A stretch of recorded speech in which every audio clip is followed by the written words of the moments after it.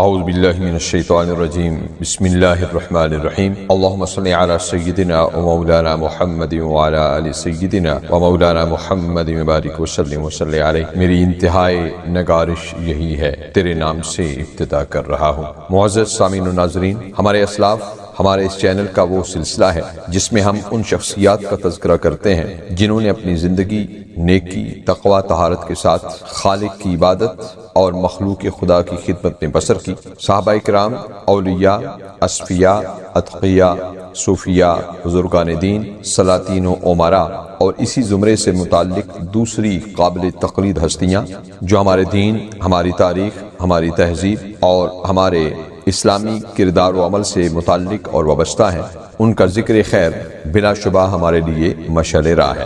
آئیے آج تاریخ اسلام سے ایک اور واقعہ آپ کی خدمت میں پیش کرتے ہیں۔ حضرت زکریا علیہ السلام کی عمر مبارک 90 سال ہو چکی تھی، لیکن اولاد نہیں تھی۔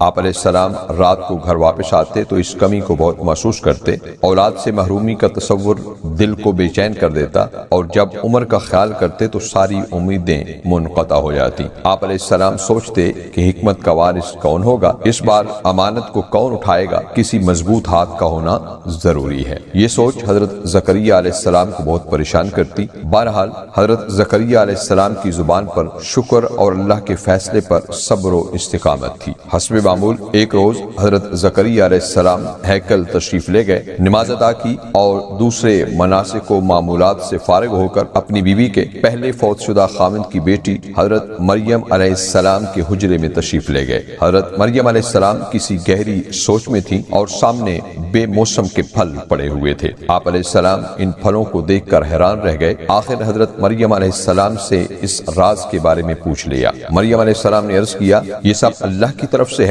جو ہی صبح ہوتی ہے تو یہ رزق حاضر پاتی ہوں، حالانکہ میں نے اسے پانے کی کبھی کوشش نہیں کی، یہ سب رب کائنات کا فضل و کرم ہے۔ حضرت زکریا علیہ السلام کی سوچ کے دھارے تبدیل ہو گئے اور انہوں نے رب رحمان و رحیم سے دعا کی کہ اے میرے رب، میری حالت یہ ہے کہ میری ہڈیاں کمزور اور بوسیدہ ہو گئی ہیں اور میرا سر بڑھاپے کی وجہ سے سفید ہو گیا ہے، اور اب تک ایسا نہیں ہوا کہ میں نے تجھے پکارا ہو اور میں نامراد رہا ہوں، اور میں ڈرتا ہوں اپنے بے دین رشتہ داروں سے کہ وہ میرے بعد دین ضائع نہ کریں، اور میری بیوی بانجھ ہے، پس مجھے اپنے پاس سے ایک وارث بخش دے جو میرا اور یعقوب علیہ السلام کے خاندان کا وارث بنے، اور اے رب اسے بنا دے پسندیدہ سیرت والا۔ سامعین و ناظرین، اللہ کیسے اپنے بندے کے اٹھے ہوئے ہاتھوں کی لاج نہ رکھتا۔ پھر ندا آئی، اے زکریا علیہ السلام، ہم تجھے ایک بچے کا مژدہ دیتے ہیں، اس کا نام یحییٰ علیہ السلام ہوگا، اور ہم نے اس سے پہلے کوئی ہم نام نہیں بنایا۔ بڑھاپے کی اس عمر میں حضرت زکریا علیہ السلام کے گھر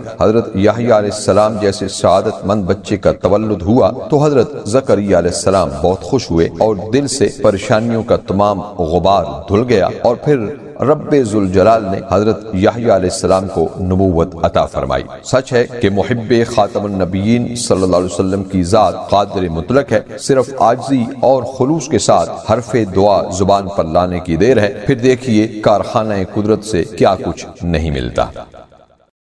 دعا ہے کہ اللہ رب العزت ہمیں عمل کی توفیق عطا فرمائے، اس جہان خواب میں زیارت رسول صلی اللہ علیہ وسلم اور اس جہان حساب میں شفاعت رسول صلی اللہ علیہ وسلم نصیب فرمائے، اور ہم سب کی نیک خواہشات، دلی تمناؤں اور دلی حاجات کو پورا فرمائے۔ ہم میں سے جو بیمار ہیں اللہ رب العزت انہیں جسمانی اور روحانی تمام بیماریوں سے نجات عطا فرمائے۔ ہمارے جو عاجزہ و غالب وصال فرما چکے ہیں اللہ پاک ان کی بخشش و مغفرت فرمائے، اور ہم سب کو دنیا و آخرت کی حسنات نصیب فرمائے، آمین یا رب العالمین۔ سامعین و ناظرین، ہمارے اس چینل کا مقصد دعا کیجئے، دعا دیجئے اور دعا لیجئے، نیک بنیے، نیکی پھیلائیے۔ اس چینل کو جوائن کر کے اگر آپ ہمارا ساتھ دیں گے تو ہمیں دلی خوشی ہوگی۔